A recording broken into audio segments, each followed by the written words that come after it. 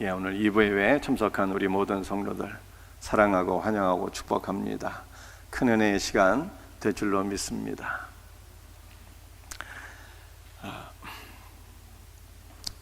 이 히브리서에는 기독교 신앙, 즉 예수 그리스도를 믿는 신앙에서 다시 유대교로 돌아가는 자들에게 주시는 5번의 경고의 말씀이 있어요. 그 5번의 경고의 말씀 가운데 첫 번째 말씀이 오늘 우리가 함께 읽은 히브리서 2장 1절부터 4절까지 말씀이 되겠습니다. 초대교회 성도들은 예수 그리스도를 믿다가 박해를 받다 보니까 과연 유대교 신앙을 버리고 예수님을 믿기로 결단한 것이 내가 잘한 일인가, 이렇게 생각하면서 다시 유대교로 돌아가려는 생각을 품은 자들이 있게 되었습니다.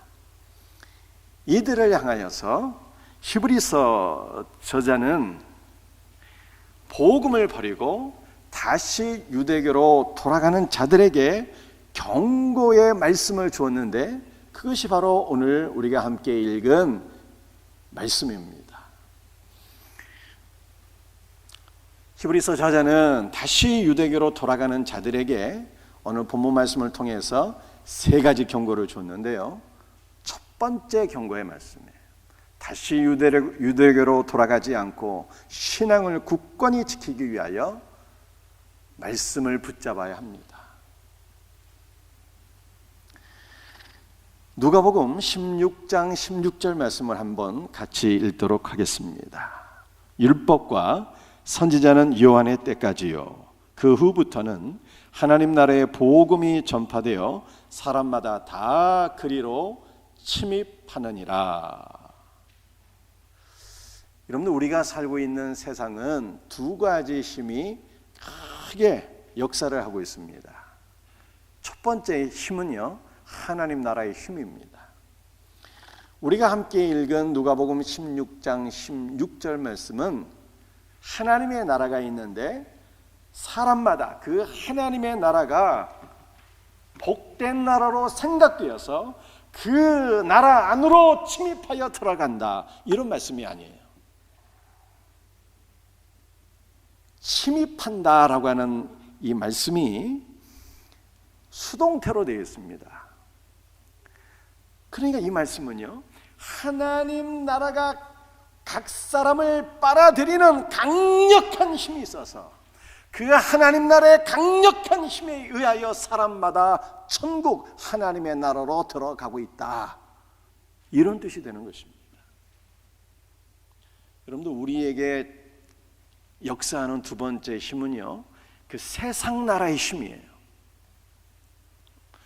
초대교회 시절에는 세상이 핍박을 통해서 사람들을 옛신앙 또는 불신앙으로 사람들을 끌어당겼는데, 오늘날 우리가 살고 있는 현대에는 이 세상이 강력한 유혹으로 사람들을 세상 안으로 빨아들이고 있어요. 여러분들 다 TV 보시죠? TV 보시게 되면 요즘 TV 드라마의 가장 이 보편적인 주제가 무엇입니까? 불륜인 것 같아요. 불륜을 미화하고 있어요. 그래서 사람들이요, 요즘에는 결혼한 분들도 남친, 여친이 없으면 뭐 바보라고 이렇게 생각이 될 정도로 보편적인 이 불륜이라고 하는 것이 성행하고 있습니다. 현재 우리 대한민국 막 전역에서 아파트 값이 치솟고 있으며 사람들이 이 아파트 투자 광풍이 일어나서 그 광풍 안으로 빨려 들어가고 있습니다. 그 세상은요, 이 불륜이나 또 혹은 물질을 통해서 사람들을 세상 안으로 강력하게 빨아들이고 있는 거예요. 그렇다면 우리 성도들은요, 세상의 이 강력한 유혹 가운데서 어떻게 신앙을 지킬 수 있을까라고 하는 거예요. 그것은 바로 하나님의 말씀을 붙잡고 사는 것입니다. 하나님의 말씀을 우리의 성도들이 붙잡게 될 때 오히려 우리 주님께서 능력의 말씀으로 우리를 붙잡아 주셔서 세상의 타락한 물결에 휩쓸리지 않고 신앙을 지킬 수 있도록 은혜를 부어 주실 것을 믿으시기를 바랍니다. 그래서 히브리서 저자는 2장 1절에서 이렇게 말씀하고 있습니다. 같이 읽도록 하겠습니다. 그러므로 우리는 들은 것에 더욱 유념함으로 우리가 흘러 떠내려가지 않도록 함이 마땅하니라. 유대교로 세상에 또는 타락한 물결에 휩쓸려 떠내려가지 않도록 너희들이 말씀을 유념하여 들어라 라고 하는 뜻입니다.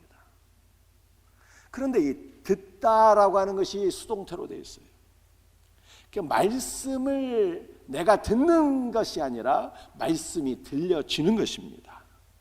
여러분들 수동태로 말씀이 들려진다라고 하는 것은 무슨 뜻입니까? 성령께서 내 귀를 여셔서 말씀이 들려지게 하시고 깨달아지게 하신다는 뜻이에요. 사랑하는 성도들이에요. 여러분들 매주 우리가 하나님 말씀을 듣고 있는데요, 여러분들이 말씀을 들을 때 말씀이 들리십니까? 그렇다면 여러분들은 하나님의 선택받은 자녀임이 분명합니다. 여러분들, 우리가 말씀을 들을 때 성령께서 말씀이 들리도록 은혜를 주신 것입니다. 이것은 바꾸어 말하면 성령께서 내가 말씀을 들을 때 말씀을 내게 주셨다는 것입니다. 성령께서 나에게 주신 말씀을 내가 붙잡고 살 때 그 말씀이 내 안에서 강력하게 역사하여서 세상의 광풍에 빨려 들어가지 않고 오히려 나를 예수 그리스도 안으로 들어가서 더 큰 은혜와 생명을 누리도록 역사함을 믿으시기를 바랍니다. 여러분들, 초대교회 성도들은 무슨 말씀을 들었을까요? 초대교회 성도들은 예수 그리스도에 관한 말씀을 들었어요. 선지자보다 위대하시고 천사보다 위대하신 예수 그리스도, 하늘과 땅을 창조하시고 능력의 말씀으로 만물을 붙잡아 주시는 예수 그리스도, 우리 예수님 날마다 우리의 삶을 붙잡아 주시는 분이에요. 그래, 우리 성도는 어떠한 상황 속에 거할지라도 우리 주님께서 나를 가장 복된 삶으로 인도해 주실 것을 믿고 신뢰해야 되는 것입니다. 또 우리 예수님에 관한 말씀, 하늘 보좌 우편에 앉으시고 나를 그 보좌 우편으로 앉게 하시는 예수 그리스도시죠. 우리에게 완전한 승리를 주시고 하늘 지성소의 은혜를 베풀어 주시는 예수님, 이 예수 그리스도의 말씀을 초대교회 성도들이 들을 때 다시 유대교로 되돌아가지 않게 되는 것입니다. 여러분도 오늘날 우리도 세상의 이 광풍에 휩쓸리지 않기 위해서는요, 주님의 말씀을 붙잡고 살아야 되는 거예요. 주 예수 그리스도의 복음을 들어야 되는 것입니다. 여러분들, 말씀이 내게 들리는 것이 은혜라고 말씀드렸습니다. 말씀을 통해서 내게 주시는 그 은혜를 경험하게 될 때 주님의 말씀이 우리를 이단에 빠지지 않게 하시고 돈에 빠지지 않게 하시고 세상의 쾌락의 물결에 휩쓸리지 아니하도록 강한 은혜를 허락해 주시는 것입니다. 신약 성경을 보니까 베레아 교회의 성도들은 데살로니가에 있는 성도들보다 더 신사적이어서 주의 말씀이 과연 그러한가 하고 날마다 묵상했대요. 여러분들, 날마다 말씀을 묵상했다는 것이 무슨 뜻입니까? 말씀을 되새김질했다는 뜻입니다. 여러분들, 우리가 주일날 하나님의 말씀을 듣는 것으로 끝나지 마시고 집에 다시 돌아가시게 되면 생명의 편지 있잖아요. 주일날 설교를 요약해 놓은 그 그 말씀이 있습니다. 그 말씀을 붙잡고 다시 읽어보고 말씀을 통해서 다시 묵상하고 다시 은혜를 받으며 그 말씀을 붙잡고 기도하게 될 때 주의 말씀이 살아 역사하여서 우리를 붙잡아 주시는 놀라운 은혜를 경험하게 될 줄로 믿습니다. 두 번째, 여러분들 옛 신앙 유대교로 돌아가지 않기 위하여 주신 두 번째 권면의 말씀은 큰 구원을 등한히 여겨서는 안 된다는 것입니다. 히브리서 2장 2절과 3절 말씀이에요. 천사들을 통하여 하신 말씀이 견고하게 되어 모든 범죄함과 순종하지 아니함이 공정한 보응을 받았거든 우리가 이같이 큰 구원을 등한히 여기면 어찌 그 보응을 피하리요. 여러분들 이 말씀은 큰 구원의 은혜를 등한히 여기면 심판을 피할 수가 없다는 뜻입니다. 그렇다면 큰 구원의 은혜를 등한히 여긴다는 것이 무슨 뜻일까요? 두 가지 의미를 나타내고 있는데 첫 번째는요, 예수께서 주신 구원의 은혜를 아주 쓸모없는 것으로, 무가치한 것으로 여기는 것입니다. 구약 성경 창세기 말씀을 보니까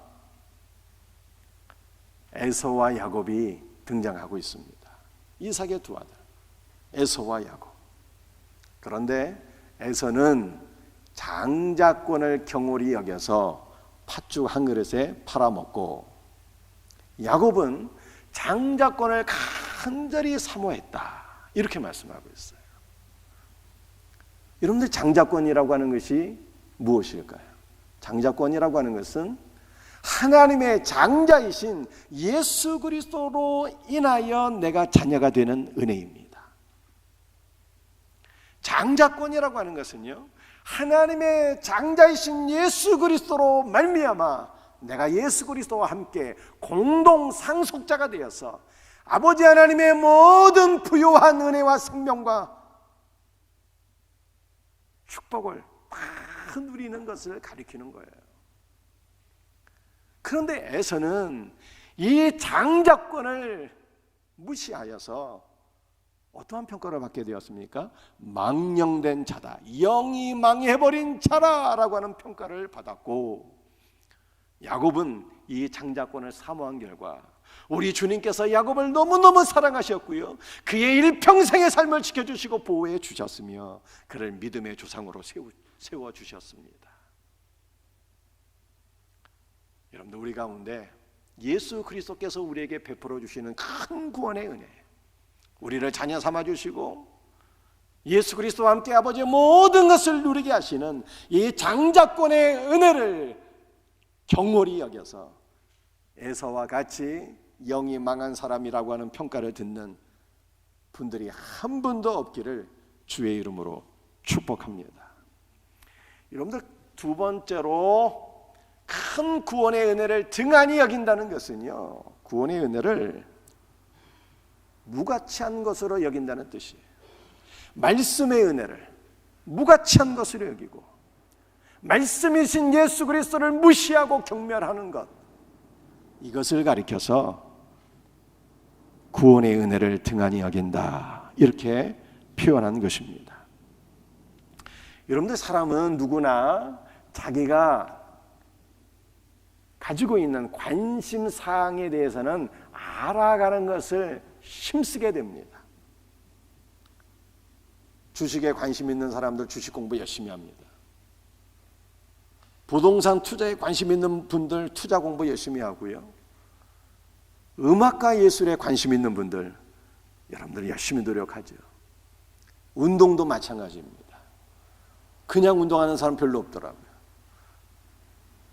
레슨 받고요, 동영상도 보고요, 책도 보고 막 열심히 공부해서 이 스포츠에 관한 한 전문가가 되는 거예요. 전문가가. 그런데 성도가 말씀에 대해서는 관심이 없고 예수 그리스도를 알아가는 삶에 대해서는 무관심한다면 이거 뭔가 신앙이 잘못된 거예요. 참된 신앙인은 예수 그리스도를 알아가기를 기뻐해야 되는 거예요. 기뻐해야 돼요.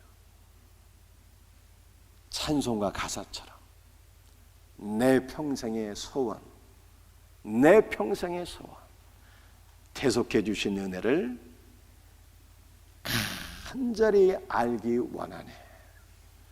여러분들 말씀을 통해서 나를 대속해 주신 주 예수 그리스도의 은혜를 더욱더 깊이 알아가기를 원하는 이 소원을 품고 사는 성도들이 되시기를 바랍니다. 여러분들 세상 것을 모른다고 심판받지 않아요. 주식 모른다고 운동 못한다고 심판받지 않습니다. 그런데 제가 성경을 보니까요, 구약시대 때 율법의 말씀, 모세를 통해서 주신 율법의 말씀에 불순종한 백성들은요, 다 심판을 받았더라고요. 그런데 히브리서 저자가 지금 무엇을 말씀하고 있는가 하면, 율법의 말씀에 불순종한 자들도 그에 합당한 보응을 받았거늘 예수께서 이루어 주신 큰 구원의 복된 은혜를 등한히 하고 소홀히 하고 무시하고 그 은혜를 알아가기를 거부하는 자가 있다면 어찌 보응을 피할 수 있으리요? 이렇게 말씀하고 있는 거예요. 여러분들 옛날에 아주 위대한 그 청교도 목회자 가운데 한 분이요, 이 말씀을 이렇게 해석을 했어요. 율법에 불순종해도 심판을 받았는데 예수께서 이루어주신 큰 구원의 은혜를 등한히 여긴 자는 어찌 심판을 피할 수 있으리요? 지옥의 심판과 형벌을 피할 수 없다는 뜻이다. 이렇게 설명을 했어요. 우리 예수 그리스도를 믿는 성도들은 지옥의 형벌이 무서워서 구원의 은혜를 소중히 여기는 것이 아니라 우리 주님의 크고 놀라우신 사랑에 감사하고 감격해서 우리 예수님의 은혜가 너무 고맙고 감격해서 그 구원의 은혜를 날마다 더욱더 깊이 알아가는 우리 성도들이 되시기를 주님의 이름으로 축복합니다. 신앙을 지키기 위해서 세 가지를 권면했는데요, 말씀을 붙잡아야 된다. 구원의 은혜를 등한히 여겨서는 안 된다. 세 번째, 그렇다면 예수께서 이루어 주신 큰 구원이란 과연 무엇일까라고 하는 거예요. 오늘 본문 말씀을 다시 한 번 더 같이 읽어보겠습니다. 히브리서 2장 2절과 3절입니다. 천사들을 통하여 하신 말씀이 견고하게 되어 모든 범죄함과 순종하지 아니함이 공정한 보응을 받았거든 우리가 이같이 큰 구원을 등한히 여기면 어찌 그 보응을 피하리요? 여러분들, 큰 구원을 크고 강력한 구원이다, 이렇게 말씀하고 있습니다. 여러분들, 그 구원이 왜 그토록 크고 강력한 것일까요? 여러분들, 일단 우리는 구원이 과연 무엇인가부터 알아야 되겠습니다. 여러분들, 구원이 무엇일까요? 구원은 보다 나은 삶을 사는 것이 아닙니다. 구원은요, 윤리적으로 보다 올바른 삶을 사는 것이 아닙니다. 구원은 기본적으로 두 가지를 가리키고 있는 거예요. 첫 번째, 건져주시는 거예요. 여러분들, 물에 빠진 사람이 있으면 건져주는 것처럼 구원은 건져주시는 거예요. 예수님은 우리를 세 가지에서 건져주셨어요. 죄로부터 건져주시고 우리의 죄를 사해 주신 거예요. 죄책으로부터 구원해 주시고, 죄책이라고 하는 것은 죄로 인하여 받을 형벌에서 구원해 주셨다는 거예요. 그래서 예수 그리스도를 믿는 성도에게는 저주와 형벌이 없음을 믿으시길 바랍니다. 세 번째로, 예수 그리스도께서는 죄의 권세로부터 우리를 구원해 주셨어요. 죄의 권세는 마귀의 권세를 가리키는 것입니다. 마귀가 강력한 권세로 사람을 사로잡아서 지옥의 형벌의 자리로 끌고 가는데, 우리 예수님은 이 마귀의 권세로부터 우리를 건져주셨기 때문에 우리는 예수 그리스도 안에서 자유함을 누리는 것입니다. 그런데 구원은 첫 번째는 건져주시는 것인데, 두 번째는요, 영역을 옮겨주시는 것입니다. 영역을 바꿔주시는 것이 바로 구원이에요. 요한복음 5장 24절 말씀, 진실로 진실로 너에게 이르노니 내 말을 듣고 또 나 보내신 이를 믿는 자는 영생을 얻었고 심판에 이르지 아니하나니 사망에서 생명으로 옮겼느니라 말씀하고 있어요. 사망에서 생명으로, 지옥에서 천국으로 영역이 바뀌어지는 것이 바로 구원인 것입니다. 여기 쉽게 말씀드리면요, 물에 빠진 처녀가 있는데 청년이 물에 빠진 처녀를 보고 물웅덩이에 뛰어 들어가서 그를 건져내었습니다. 그런데 그 물에 빠진 처녀를 보니까 너무 불쌍해. 그리고 한편으로 또 너무 사랑스럽게 여겨졌어요. 가만히 보니까 이 처녀를 방치하게 되면 다시 물에 빠져서 죽을 것 같습니다. 그래서 그 청년이 이 처녀를 데려다가 자기 집에서 함께 같이 산 거예요. 결혼해서 같이 행복한 삶을 살게 되었어요. 그러니까 이 처녀는 어떻게 된 것입니까? 그 절망과 저주의 죽음에서 사랑과 행복한 삶으로 그 삶이 옮겨지게 되었잖아요. 이것이 바로 구원이에요. 건져주시고 영역이 바뀌어진 것입니다. 우리 예수님께서는 사망 가운데 처한 우리를 건져주셨을 뿐만 아니라 두 번째로 예수 그리스도 안에 거하게 하심으로 예수 그리스도 안에서 풍성한 은혜와 생명을 누리게 하셨습니다. 이 예수께서 우리에게 허락하신 이 구원이, 건져주시고 영역을 바꿔주신 이 구원이 크고 강력한 구원이라 성경은 이렇게 말씀하고 있어요.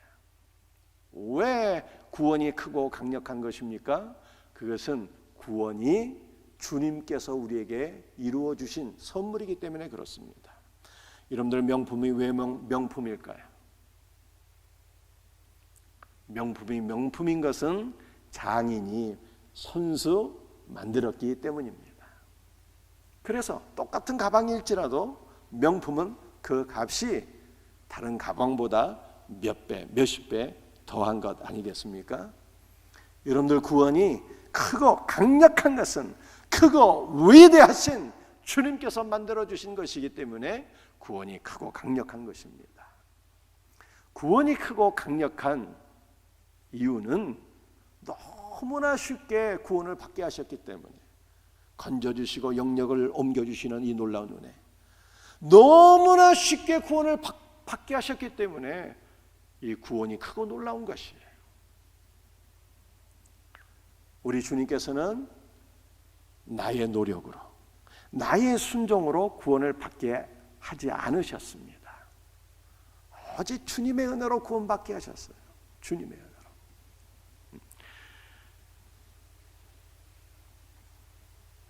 로마서 10장 13절, 누구든지 주의 이름을 부르는 자는 구원을 얻으리로다 말씀하신 것처럼, 예수 그리스도의 이름을 부르기만 하면 구원을 받게 하셨으니 이 구원이 너무나도 크고 놀라운 것이다, 성경이 말씀하고 있는 것입니다.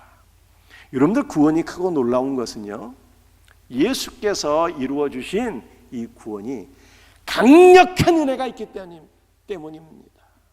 강력한 생명이 있기 때문입니다. 이 은혜와 생명이 얼마나 강력한지 세상이 우리를 빨아들이는 그 강력한 타락의 물결에서 우리를 지켜주시고 천국에 이르게 하시는 거예요. 주님의 구원이 강력한 힘이다, 성경이 이렇게 말씀하고 있어요. 여러분들, 예수께서 이루어주신 이 구원, 너무나 쉽게 누릴 수 있는 이 구원, 크고 강력한 힘인 구원, 이 구원을 가장 잘 보여주는 말씀이 있어요. 그 말씀이 신약 성경 로마서 9장 28절입니다. 같이 한번 읽어보겠습니다. 주께서 땅 위에서 그 말씀을 이루고 속히 시행하시리라. 그런데 이 로마서 9장 28절의 말씀을 원문에 맞게 다시 번역하게 되면 이런 뜻이 되겠습니다. 주께서 땅 위에서 그 말씀을 첫 번째 이루고, 두 번째 줄이고, 세 번째 시행하시리라. 주께서 말씀을 어떻게 하신다고요? 우리 손으로 한번 꼽아 보시겠습니다. 잊어버리지 아니하도록 이루고, 줄이고, 시행하신다는 거예요. 이것이 예수께서 이루신 크고 쉽고 강력한 능력의 구원을 우리들에게 잘 보여주고 있는 말씀이에요. 자, 그렇다면 예수께서 말씀을 이루셨다는 것은 무슨 뜻일까요? 주께서 말씀을 성취하셨다는 뜻입니다. 여러분들 구약 성경을 보게 되면 성전과 제사법이 나오는데 이것이 구약 성경의 가장 중요한 부분입니다. 그런데 예수께서 참 성전으로 이 땅에 오셨어요. 그래서 옛것은 폐하여지고 말씀은 성취된 것입니다. 예수님께서 우리의 죄 사함과 구원을 위한 참 제물로 오셨어요. 그래서 이 구약 성경의 제사법은 폐하여졌고 말씀은 우리 가운데 성취된 것입니다. 또한 이루고는 예수께서 구약의 모든 말씀을 다 이루어 주셨다는 뜻이에요. 여러분들 구약 성경이 그 율법의 조항이 613가지인데 여러분들 이것을 다 우리가 순종해야지 구원을 받을 수 있다고 하면 이 구원을 받기가 얼마나 힘들고 어려운 것입니까? 그런데 예수님께서 우리를 대신해서, 우리를 대표해서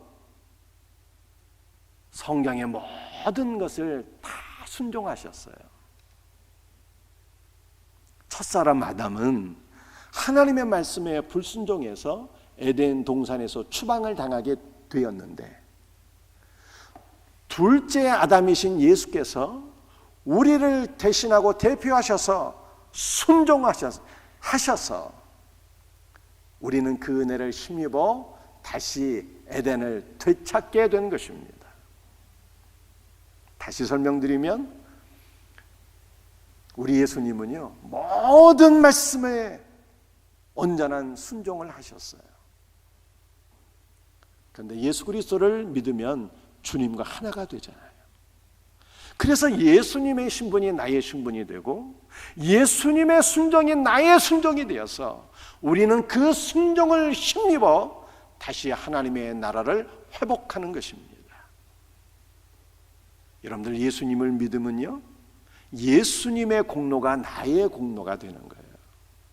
천주교에서는 공로를 쌓아서 나의 공로로 말미암아 천국에 들어간다 이렇게 주장하고 있는데 그것이 아니라 우리가 예수 그리스도를 믿으면 그 예수 그리스도의 공로가 온전히 나의 공로가 되어서 그 주님의 공로를 힘입어 아버지 나라에 들어가는 거예요. 할렐루야. 구원은 내가 노력해서 얻는 것이 아닙니다. 나의 순종으로 구원받는 것이 아니에요. 그렇다면 그것은 복음이 아니죠. 나의 순종으로 구원을 받을 수도 없거니와. 여러분들 구원은요 내가 예수 그리스도를 믿기만 하면 주님의 순종이 나의 순종이 되고 주님의 공로가 나의 공로가 되어서 그 은혜로 구원받는 것입니다. 할렐루야. 두 번째, 주님이 줄여주셨어요. 주님이 뭘 줄여주셨는가 하면은 말씀을 줄여주셨어요. 여러분들 구약 성경의 그 율법 조항이 613가지라고 제가 말씀드렸잖아요. 그거 우리가 어떻게 다 지킬 수 있습니까? 근데 그 많은 율법을 예수님께서 단 하나로 줄여주셨어요. 뭘까요? 사랑하라. 사랑하라. 이것으로 줄여주셨어요. 마음과 목숨과 뜻과 힘을 다하여 주 하나님을 사랑하고, 주님께서 나를 사랑하신 그 사랑으로 내가 형제 자매를 사랑하고, 사랑이라고 하는 단 하나로 모든 계명을 다 줄여주셨습니다. 그러니까 여러분들 주님의 말씀대로 순종하는 것은 힘들고 불가능한 것입니까? 아니면 쉽고 누구나 가능한 것입니까? 예수 그리스도 안에서 여러분들 우리가 순종하는 것은요, 너무나 쉬운 일이에요. 우리가 다 순종할 수 있도록 주님께서 줄여주셨다니까요. 주님의 은혜를 힘입어 우리는 주님을 사랑하는 것이고 우리 형제자매들을 사랑하는 거예요. 할렐루야. 여러분들 줄여주셨는데 뭘 줄여주셨는가 하면은 말씀을 줄여주셨어요. 근데 우리 예수님이 말씀이시잖아요. 예수님은 자기 자신을 줄여주셨습니다. 우리 예수님은요, 전능하신 하나님이에요. 어느 주보다 크고 광대하신 하나님이세요.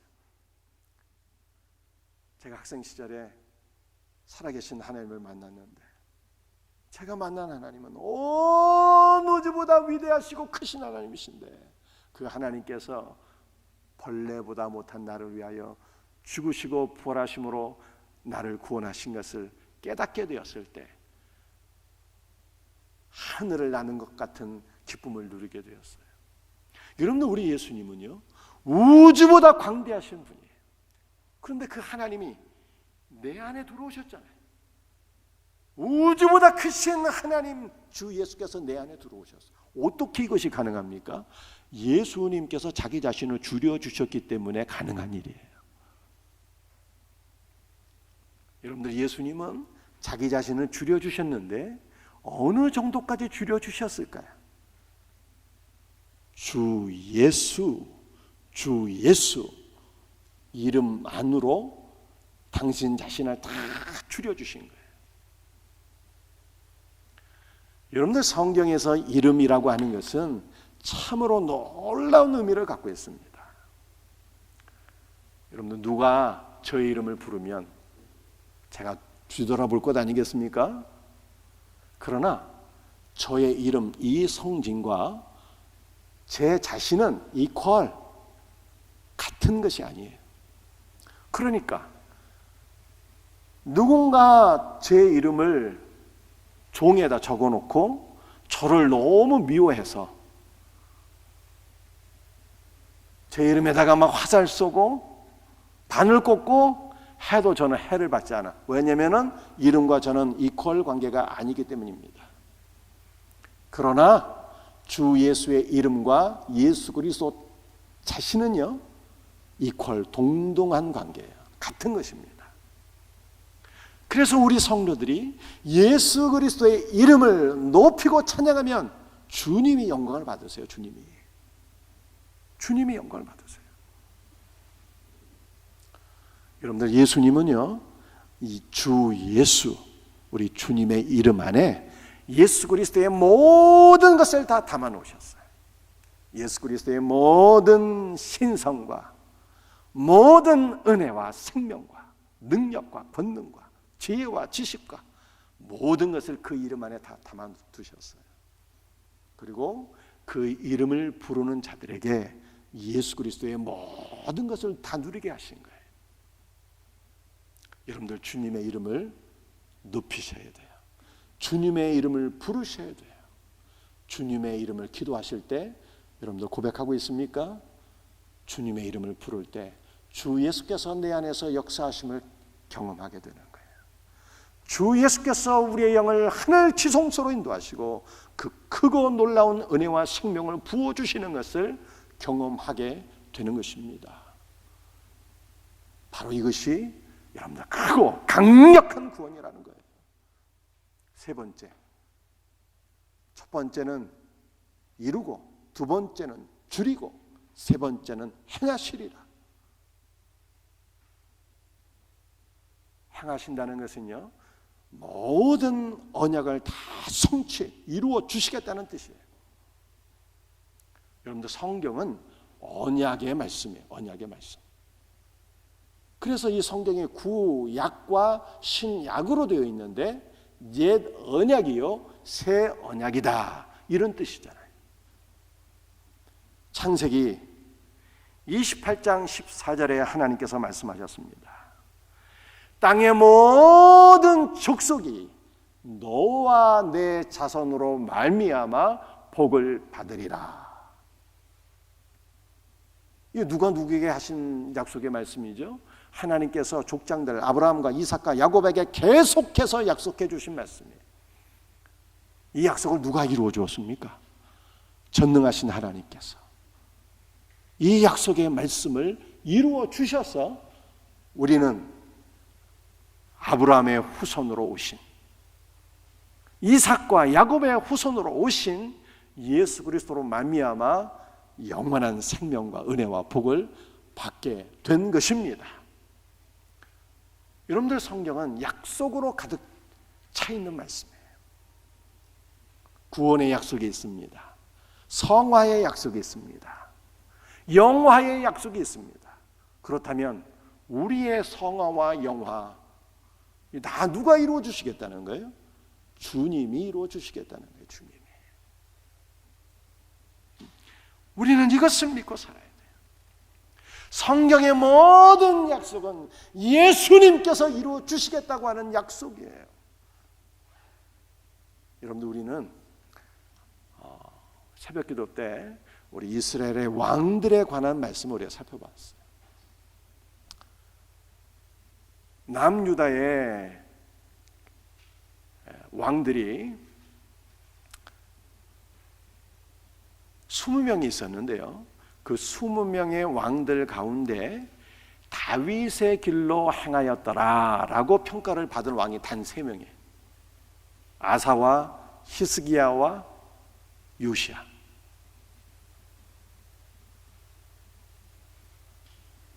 그의 기준점이 다윗이거든요.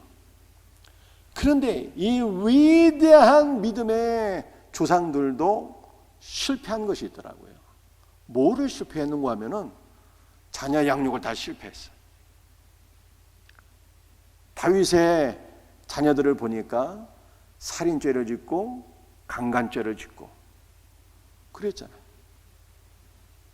히스기야에게 아들이 있었는데 그 아들이 므낫세, 우상 숭배를 그렇게 많이 했던 므낫세였어요.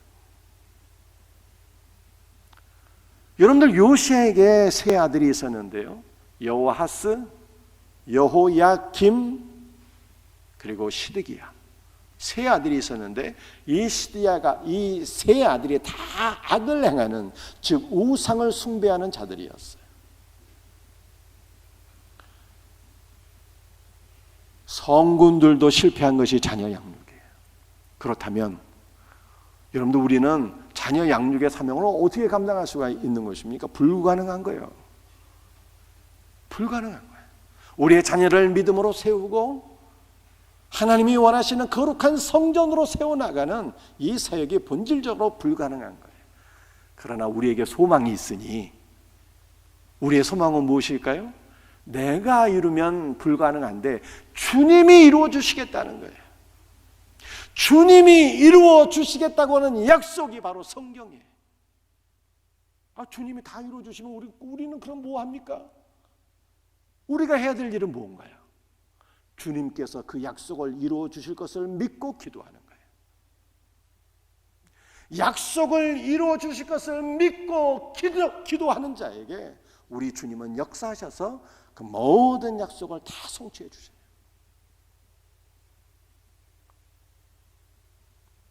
여러분들 구원은 크고 강력한데 주님이 이루시고 다 순종하셨어요. 주님의 순종으로 내가 구원받는 거예요. 주님이 다 줄여주셨어요. 주 예수의 이름 안에 모든 영적 보배를 다 감추어 두시고 주 예수의 이름만 불러도 구원받는 거예요. 크고 강력한 은혜와 생명을 누리게 되는 거예요. 주님이 다 이루어주겠다고 약속하셨어요. 약속. 우리는 그 약속을 믿고 기도만 하면 되는 거예요. 얼마나 놀랍습니까? 얼마나 놀라고 감사해요. 우리는 예수께서 이루어 주시는 이 구원의 큰 은혜와 생명을 인하여서 기뻐하고 감사하고 있습니까? 여러분들, 우리에게 기쁨이 있어야 돼요. 다윗은 구원의 은혜를 생각하면서 이 은혜가 너무 놀랍고 감사해서 막 춤추며 뛰면서 감사했잖아요.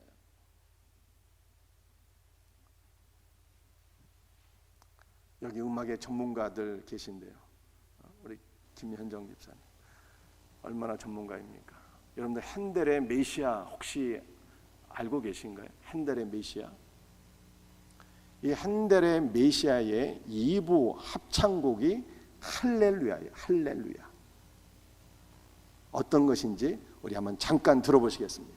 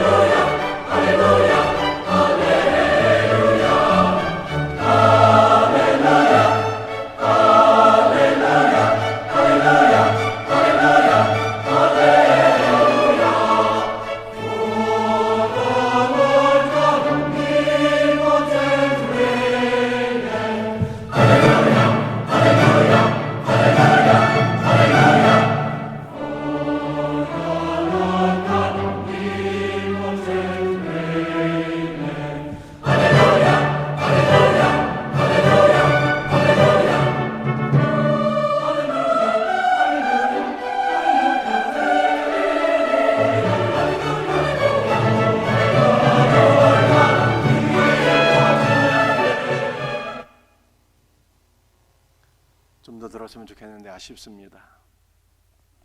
여러분들, 이 핸델의 메시아는요 2시간 30분이 넘는 엄청난 대곡입니다.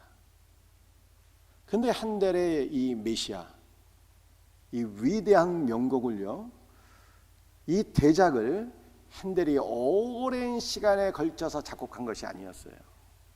아주 짧은 시간에 하늘의 영감을 받아서 작곡한 것입니다. 그는 마치 하늘에 빨려 올라가는 경험 속에서 예수 그리스도의 십자가, 죽으심과 부활을 경험하고 이 핸델의 메시아를 작곡했어요. 그래서 이 메시아는 3부로 이루어져 있는데 1부가 메시아의 탄생, 2부가 메시아의 순환입니다. 메시아의 순환과 속죄, 3부가 부활과 생명이에요. 여러분들, 할렐루야는 무엇인가 하면 주 예수께서 성육신하시고 나의 죄를 위해서 십자가에서 고난받으시고 부활하심으로 말미암아 하늘의 위대한 은혜와 생명을 주신 이 크고 놀라운 은혜를 핸델이 묵상하면서 그 큰 기쁨을, 구원의 기쁨을 할렐루야로 표현한 거예요. 할렐루야로. 여러분들, 우리에게 이 기쁨이 있어야 돼요. 기쁨이. 어떤 이는 할렐루야로 구원의 기쁨을 표현하고, 어떤 이는 춤추며 감사하고, 또 어떤 이는 주님, 주님의 십자가의 은혜 내가 어떻게 보답할 수 있습니까? 이 구원의 은혜, 그 기쁨과 감사와 감격이 막 충만해서 연봇대 위에 올라가 버렸어요. 주님, 주님께 드릴 것이 없는데 내 몸을 바치겠나이다. 아프리카의 가장 오지에 들어가서 자신의 일생을 헌신했으니, 복음을 위해서 헌신했으니, 그의 이름이 바로 리빙스톤이잖아요. 산돌이신 예수 그리스도를 만나서 생명의 은혜를 증거하기를 소원했던 리빙스톤. 여러분, 우리 예수 믿는 성도에게는요, 주님께서 이루어 주신 구원의 큰 은혜에 대한 기쁨과 감사가 회복되셔야 됩니다. 말씀을 마치도록 하겠어요. 다시 유대교로 돌아가지 않기 위하여, 세상의 강력한 그 힘에, 타락한 물결에 휩쓸리지 않기 위하여 우리 성도들에게 3가지가 요구되니 첫 번째는 말씀을 붙잡는 것입니다. 두 번째는 구원의 은혜를 등한히 여기지 않는 것입니다. 말씀을 더 깊이 알아가기를 소원하셔야 돼요. 마지막으로 주님께서 이루어주신 구원의 은혜를 기뻐하며 감사해야 됩니다. 이와 같은 은혜가 우리 모든 성도들에게 경험되어지기를 주 예수의 이름으로 축복합니다. 다 같이 일어나셔서